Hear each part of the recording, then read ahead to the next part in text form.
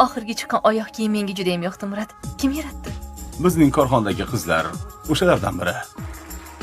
Endi esa men ushbu g'oya muallifini, ya'ni turmush o'rtog'im Neslihan Yojisoyni sahnaga taklif qilmoqchiman. Bunday go'zal oyoq kiyim faqatgina asl qirolichalarga yarashadi. Barakalla!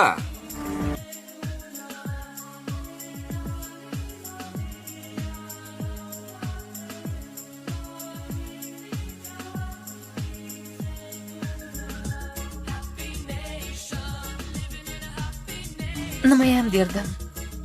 Men dunyodagi eng baxtli ayolman.